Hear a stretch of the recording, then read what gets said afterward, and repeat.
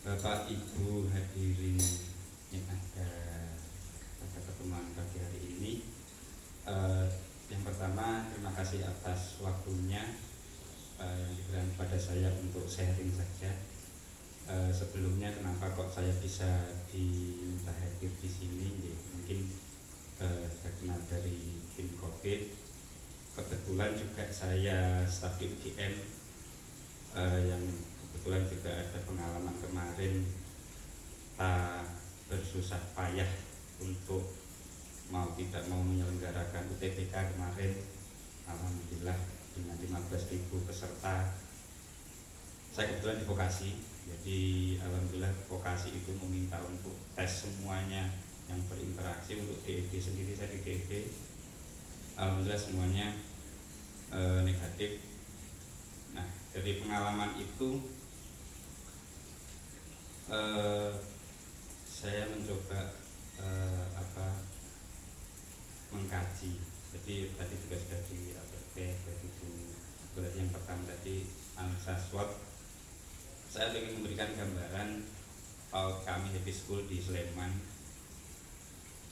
Mungkin ini mirip kondisinya seperti ini ketika ada permintaan dari orang tua untuk membuka, padahal dari dinas sendiri masih belum memperbolehkan. Kita juga serba repot berada di tengah-tengah.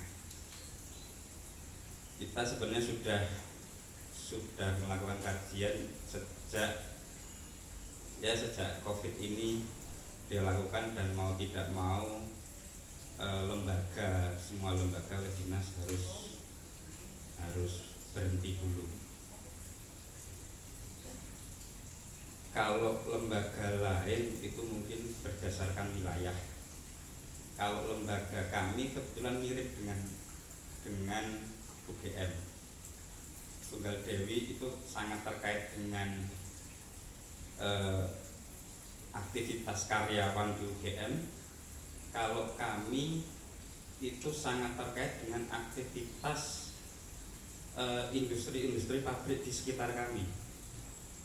Jadi rata-rata orang tua ini adalah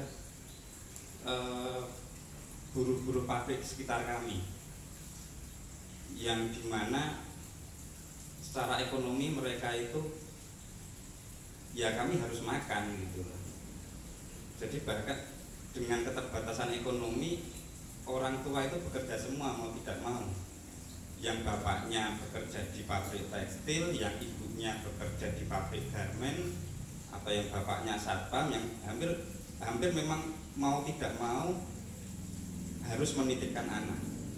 Ini yang akhirnya menjadi pertimbangan kami. Kita melakukan analisa SWOT juga. Jadi saya sambil berjalan, ya memang di dunia PAUD ini resikonya adalah klaster baru di PAUD. Tapi apa iya kita akan menutup mata bahwa kebutuhan ekonomi ini juga penting. Yang pertama, ekonomi ini ada 3 yang saya lihat. Ekonomi orang tua sendiri ini harus kita pertimbangkan. Bahkan kemarin ada yang datang ke lembaga kami, Mas, saya tidak bisa buka warung selama COVID ini karena saya harus mengasuh anak, padahal dia punya cabang banyak. Hanya gara-gara bisa nggak titip anak saya. Bahkan yang anaknya SD mau ikut dititipkan, ini menjadi masalah. Padahal beliau punya cabang banyak, karyawan banyak, harus buka. Itu pun juga ngadang-ngadang rezeki iya kalau laku. Tapi selama berbulan-bulan nggak bisa buka hanya gara-gara ngasuh anak. Satu. Jadi ekonomi orang tua ini harus kita menjadi pertimbangan. Yang kedua, ekonomi si guru, para pendidik.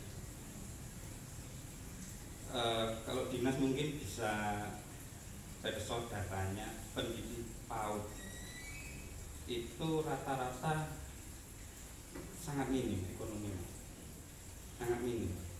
Gaji guru PAUD itu hanya 400.000, 600.000. Dia direwangi pagi, sampai sore, siang atau sore.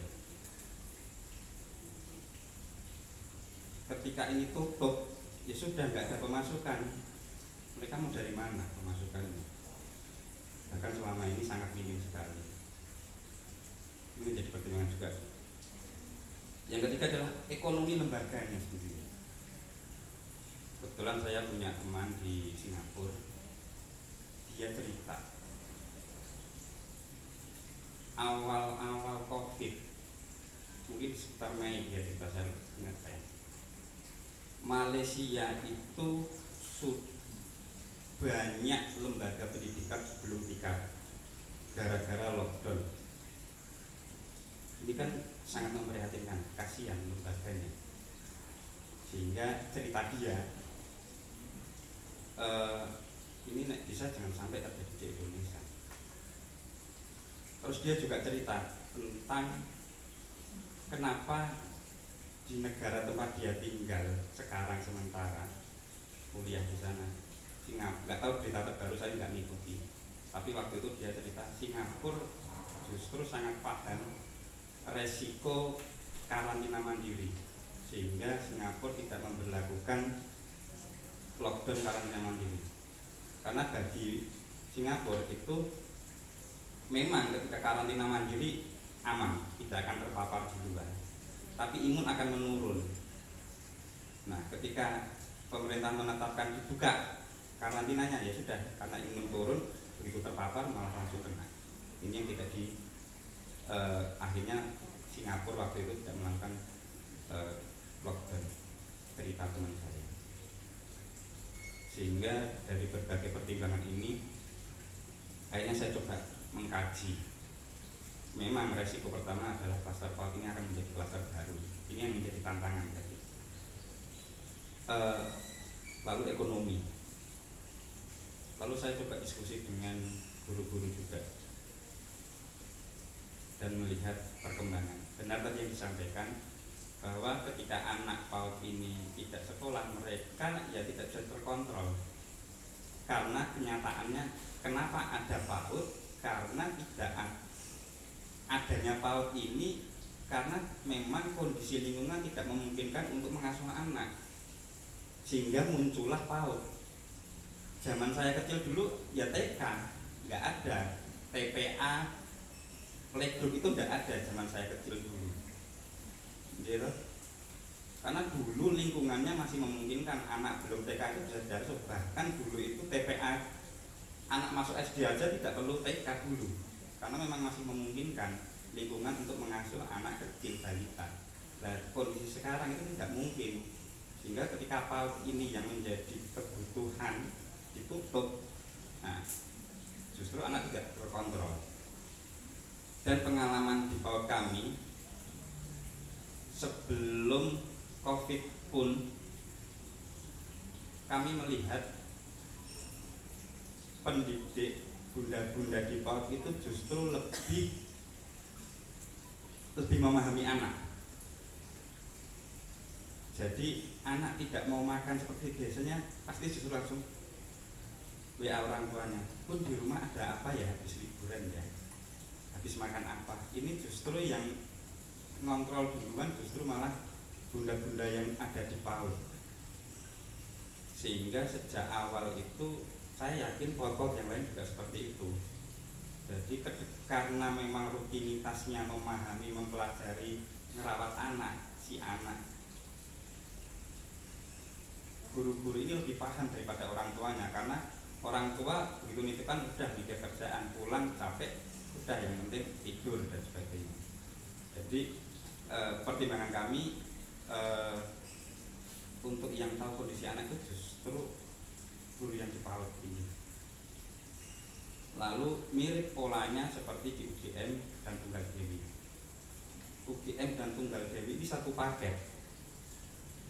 Bu Panu tadi mengatakan bahwa ketika UGM new normal awal Juli, ya memang harusnya ini satu paket karena kebutuhan. Tunggal Dewi itu ada karena kebutuhan, mau tidak mau. Sama seperti Happy School. Ketika pabrik itu tetap berjalan setelah puasa, kiri kanan kami pabrik berjalan, mau tidak mau mereka kebingungan menitipkan anak, karena ini betul memang harus satu paket. Beda ketik, jadi begini, mungkin untuk SD ke atas bahkan sampai universitas seperti UGM katanya mau memulai perkuliahan harus diundur sampai September, itu pun masih daring. Iya, mereka itu masih bisa jalan sendiri, beraktivitas sendiri. Tapi PAUD, anak PAUD ini kan nggak bisa. Dan jangan lupa bagi kami, mohon di sini ada dari dinas kesehatan. Secara fisik, kalau saya pribadi, saya menganggap kita selama ini keliru melihat, membandingkan anak PAUD itu lemah. Iya, lemah kalau diajak bertarung dengan kita balap lari, mereka belum bisa apa-apa. Tapi secara imun kami meyakini mereka itu lebih kuat, saya yakin, dan sensitivitas imunnya itu lebih bagus. Bahkan sebelum COVID pun kami melakukan ada capek sendiri, oh pasti sudah mulai kurang, nafsu makan berkurang dan sebagainya. Dan sebelum COVID pun protokol itu pun pasti sudah diterapkan. Oh, kalau sudah mulai batuk pilek nggak usah sekolah dulu, cacar air nggak usah sekolah dulu, panas dingin nggak usah 10, atau siang dijemput lebih awal dan sebagainya. Saya yakin itu lebih responnya lebih baik, penanganan perubahan kesehatan anak daripada kita orang dewasa. Kita rodo pilek-pilek dikit karena kerjaan ya sudah ditabrak saja, gitu. Sudah batuk, pilek, sudah pusing, deadline besok pagi harus rapat, mau tidak mau harus selesaikan. Kalau anak enggak, justru malah lebih bagus penanganan perubahan kesehatan itu justru di level balita. Terus yang perlu menjadi pertimbangan juga kami, dan itu sangat menyedihkan, dan itu saya coba di pendidik kami. Banyak pendidik itu alih profesi gara-gara PAUD-nya tutup. Ini sangat menyedihkan. Bukannya misalnya ada yang jualan peyek, ada yang jualan apa, memang bagus dari sisi entrepreneur, dia jadi ada ide baru. Tapi kalau memang ada ide baru, pertama, kenapa nggak dari dulu jualan? Saya yakin ya memang karena nggak bakatnya ngajar ya ngajar. Tidak banyak yang bisa beralih profesi akhirnya sukses. Akhirnya saya coba paksa guru-guru saya tidak akan potong gaji, tetap akan saya gaji, tapi coba ada inovasi baru, monggo saya bebaskan selama waktu WFH dulu awal-awal. Ya nggak jalan. Guru-guru itu ya harus jualan apa ya Pak ya? Nggak bisa. Ya sudah, masuk aja kalau gitu. Masuk saja, anak-anak masih di rumah, bunda-bunda semua masuk, bikin video konten, ya nggak jalan, karena memang rutinitasnya harus ketemu anak, karena memang nggak bisa berubah cepat. Padahal tuntutan ekonomi harus segera. Besok pagi harus makan apa? Non sewu kalau boleh saya ceritakan kondisi guru-guru PAUD mau berangkat ke lembaga untuk tugas, belum tentu kok pegang uang. Itu kondisi yang ada. Mau beli bensin, bisa punya duit buat beli bensin ke lembaga itu aja alhamdulillah. Jadi ini menjadi keprihatinan kami, sudah tetap jalan saja, bismillah. Gajinya dari mana? SPP nggak pada masuk, karena ya sama kayak UGM, segede UGM saja mahasiswa minta keringanan, minta penundaan. Yang notabene mungkin rata-rata yang orang tuanya mahasiswanya di UGM itu ya bisa kuliah itu pasti punya duit lebih. Lah yang ke PAUD, kondisi di sekitar kami itu buruh pabrik itu 350, kami kebetulan memang kasih SPP ringan karena memang lihat kondisi ekonomi. 350 itu aja minta penundaan, minta potongan, minta diskon. Berarti memang sangat memprihatinkan gitu. Jadi ini harus menjadi pertimbangan juga.